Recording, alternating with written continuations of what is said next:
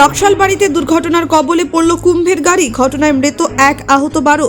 আজ সকাল আনুমানিক 6টা নাগাদ আসাম থেকে প্রয়াগরাজ কুম্ভ মেলায় যাওয়ার পথে নকশালবাড়ির সাতভাইয়া সংলগ্ন স্কুলডাঙ্গি এলাকার এই ভয়াবহ ঘটনা।